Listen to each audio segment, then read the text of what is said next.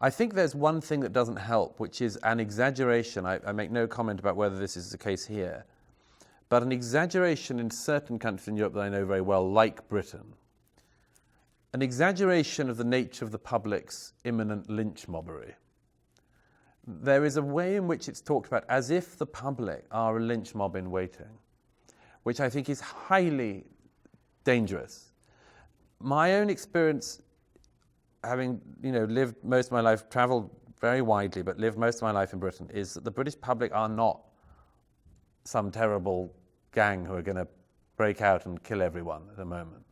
They're actually very tolerant, decent people who would like to be listened to, but who don't need to be treated as if they are this rampaging mob about to go off. And I think that there is a very troubling divide that has grown. Maybe it grows when you're in politics and so on. You're right, it's very easy to critique it from the outside. If you are in charge, you have to be careful.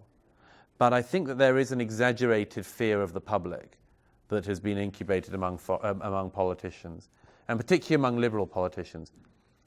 And I think they should feel. I think they should feel more confident in us, the public, that we're not that. You're right. I mean, that the identity question is a deep one. There's a very brilliant insight that another French philosopher. I sound like I'm taking money from the French philosophers' trade union tonight. I doubt. Well, they trade unionize everything in France, almost certainly, and they get like all the year off. But they Michel. It was Finkelkraut said something interesting in an interview just a few weeks ago. He said, in France, we had for a time the dream that France would sort of, France up the world,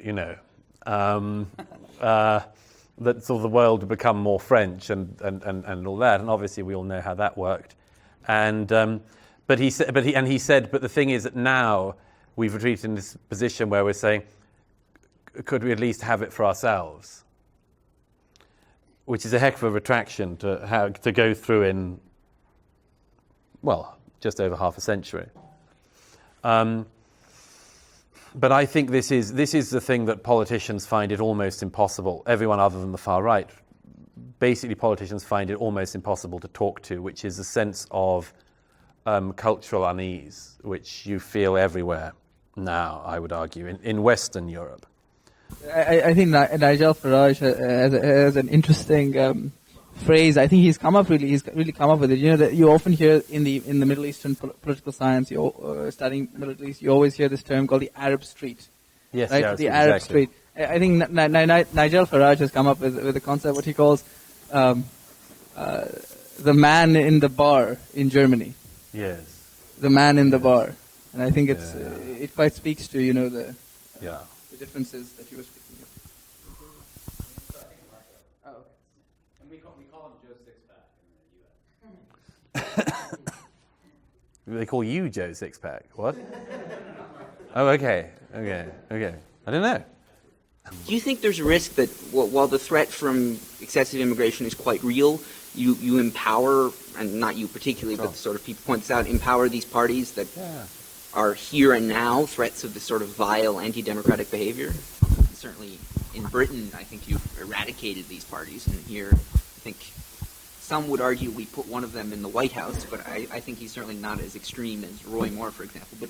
But part of the narrative of these parties is that we're in an existential crisis, and Islam is the other side of that. They sort of preach this Manichaean view, and certainly Roy Moore says there's Sharia law in Illinois.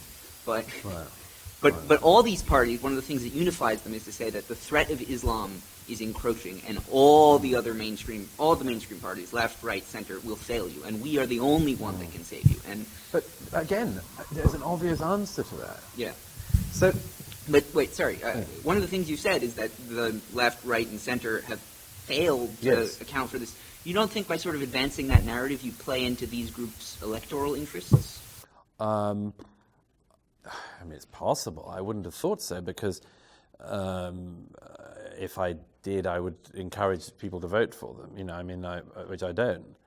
what I have consistently said and what I say in the book at the end, not to give away the ending, is that there is such a bloody obvious answer to this, which is that the mainstream realise that what the majority of the public want is something they should be able to talk to. You know, I mean, it is a very strange position you're in when mainstream parties think that the majority of the public's opinion is a sort of wacky, kooky, out there, mad thought disease. Or at least I would strongly urge them to reconsider, and do urge them to reconsider that. And just very quickly, the reason why the Sharia thing, by the way, has taken off on those fringes you describe and is wildly over, you know, we've got to pass the law, otherwise we'll be living under Sharia in Pennsylvania. The only reason that they get any oxygen is because on the very few occasions when there is a genuine worry, those mainstream politicians refuse to speak to it. So we had in Britain, I wrote about this 10 years ago, we had a set of Sharia courts that were operating in the UK which have the right to arbitrate. They don't have the right to go beyond the British law, but they have the right to arbitrate. And this is debatable about whether we should or shouldn't, but that's what it is. And I and others discovered that there were a number of courts in the UK that were using arbitration to, among other things, deny British women of their rights. Because the women in question, if they were a Muslim background, did not know their rights under British law and only knew their rights under Sharia law. And that was happening in Birmingham, you know, as I say, 10 years ago. Now, the public really worry about this because they don't like the sound of it. And the politicians, and then, of course, we had the idiot Archbishop of Canterbury, the aspirant Grand Mufti of Canterbury, as I called him at the time, who stupidly gave this speech in 2008 where he said, yes, I think Sharia law will have a future in the UK. I mean, like, how much worse do you want to make this situation, Archbishop? You know, and so that's the problem we're in, is that everywhere, when there is a legitimate worry, the mainstream politicians don't find a way to address it or stampede away from it, leaving this ground open for people who, among other things, are willing to make any old crap up. But there's another hypothesis which I sort of want to put forth, and I don't know if you'd agree, is that the new trend, the new social cleavage, I really think, which is emerging in Europe, is between the global politics, the universalists, sort of the globalists, and the localists. So there's, and they can both be, you know, they can be across the aisle. So there are people who are speaking the language of global politics, and then there are people who are speaking the language of local politics. This is, if I may say so, the David Goodhart, a British author, some of you may have come across, of the left, who had this very useful dichotomy he produced recently in a book called The Road to Somewhere, where he says that the Great Divide that you describe, he defines it as people who can be citizens of anywhere and people who are citizens of somewhere.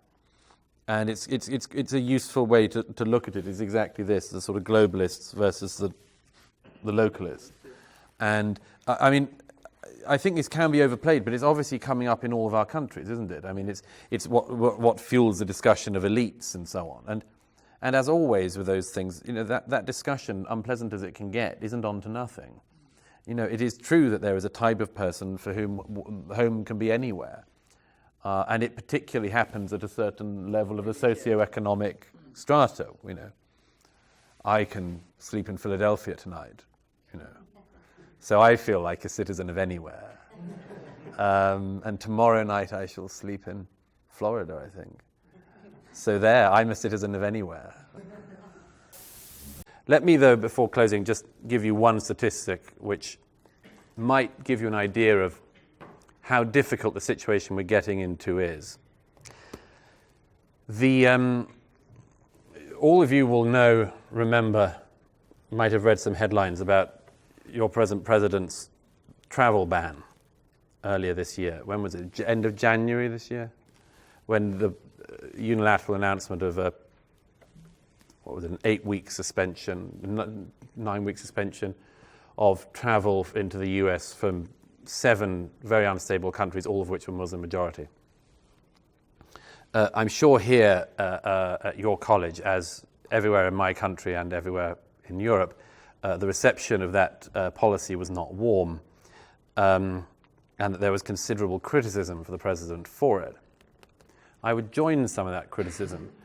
But what struck me in Europe as being most interesting was that 1 week after President Trump made that suggestion, attempted to see it in as policy, there was a poll released by the London-based think tank Chatham House, and they polled the public in 10 European countries. So this was, by this point, the year after the migration crisis had been at its height.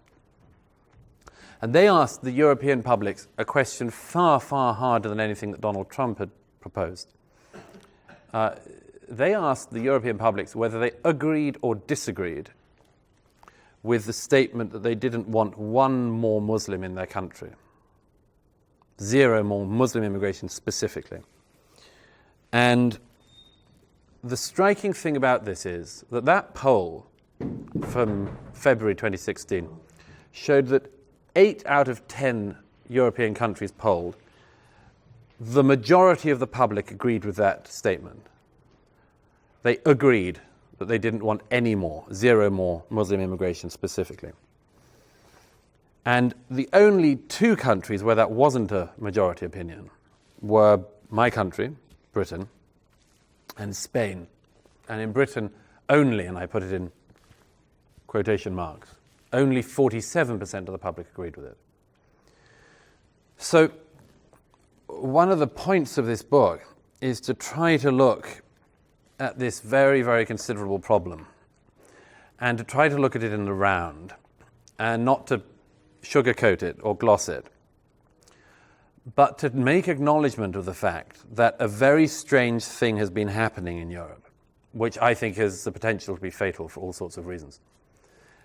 And if I could sum it up in a phrase, it would be this: that the events of recent years have been making the European publics stampede towards the right, to use a kind of gross left-right analogy, but bear with me. That the European publics have been stampeding to the right as a result of this. But the strange thing about it is that almost in response, their political leaders have been stampeding to the left. In other words, that the politicians are trying to run away from the public. And we can go into this, but that is just one of the reasons why I think there are going to be very, very difficult events in my continent in the years ahead. You'll notice, by the way, as a British person, I do still regard Europe as my continent, which is a maybe subject for Q&A. You mentioned how, in your belief, that the European public is stampeding to the right while their leaders are stampeding to the left. I don't think if you look at the situation in Poland and Hungary, you have leaders stampeding to the right to the opposition of the general public to a certain extent. When you look at the example of European elections post-Brexit, you have leaders stampeding partially, some leaders stampeding to the right in the form of Le Pen and Wilders, who were rejected by the electorate. Let me just comment very quickly on your comment, as it were. I stressed that I was talking about Western Europe in that regard. I have a chapter in my book on the difference between East and Western Europe, which is, to my mind, fascinating. There is an absolutely central divide now between the Central and Eastern European states in Europe and the Western European states. I was in Hungary again a couple of weeks ago, and Orban has the support of 75% of the Hungarian public for saying we will not accept quotas of migrants from the EU that the EU has invited in, and we said no. And so there's a very interesting set of reasons, I think, why East and Western Europe have totally different views on this matter, among others. Secondly, the Le Pen-Wilders point, you're correct to some extent, but it's wrong to say that, as it were, they're totally defeated at the polls. Wilders' party came second in the Dutch elections, which still leaves him in the position very soon, if he could find a party to go into coalition with, that he can still get to power. And the other point is, as for Le Pen, look, if you want to make any job easier for a centrist European politician to continue the status quo, you can't do better than putting up as their opponent a member of the Le Pen family.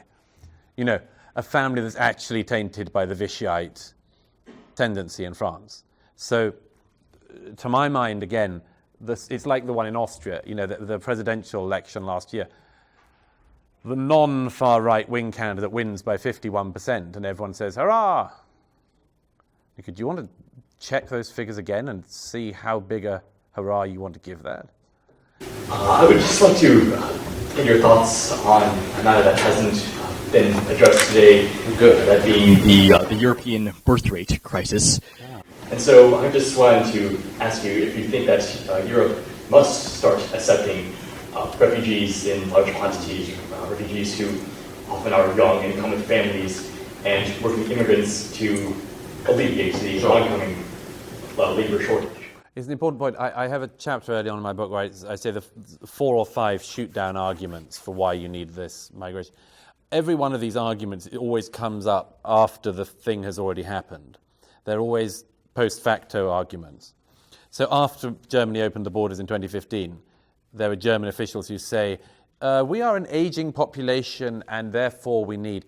And I mean, there are so many ways to shoot this down, but the simplest is simply to observe the fact, amazing as it is, shocking as it is to a lot of European politicians, that immigrants get old as well. You know, an unheard of fact. And if you do believe that, first of all, you have to take that view, you have to believe that society should always have the same population level or always rise. So Britain is more than 60 million people now. It'll be 70 million within a decade or so. And that's just great, and that there are no negative things. We should grow and grow and grow, like a business. I don't entirely, by any means, accept that argument, that a state has to always grow or always remain at exactly a static level. Sometimes populations go down, sometimes they go up. But if you did decide that you needed a population to remain stable, you would, among other things, find out how the population you have could have the number of children you needed to remain stable. So I went through all the social attitude surveys of British women in the period when immigration started to soar in the UK. Every single year shows the same thing, which is that women in Britain wanted the number of children that you would need to have a totally sustainable birth rate in the UK. So the question to me would be why the government doesn't look at this and say, okay, what is it that we're not doing right in terms of salaries, in terms of welfare, in terms of childcare? What are the things we're not doing that mean that women don't have the children that they want to have? But there's a whole pile of things you do before, as a German Chancellor, you decided that the next generation of Germans can be supported by the people of Eritrea, for instance, being brought in large numbers. So I find it one of a set of very strange, as I say, post-facto justifications, which also, by the way, after all, has one other big, big underlying problem, which is if you go with that idea, you create a pyramid effect, which is that because everyone ages, you need to keep bringing in more and more people to keep everybody on the pyramid accustomed to the lifestyle that they've now taken to be their birthright. And this is a very, very hard model to sustain. But it's just one of, as I say, 3 or 4 reasons that are given, all of which come every single time down to one final one. And I've had this debate for years with European politicians from across the political spectrum. They say we need it because it makes us richer, and then if you prove that that's not the case, they say, well, it's because we're getting older. And then you prove that's not the case. And then they say, well, it makes us more diverse. And then you point out that that's not only good, it's also got some bad. And then they always come down to the final one, which is, it doesn't matter. It's going to happen anyway, so suck it up. And that final one, the welcome to globalization, is always said in a particular tone of voice to the public, which I wish they didn't do. It's almost impossible. When you're looking at political problems, things which the majority of the public are opposed to, which you keep telling them, we can't do anything, don't expect us to do anything, is just a terrible tone of voice to engage in politics. And I think that's a very regrettable place to be, but we are there. Yeah.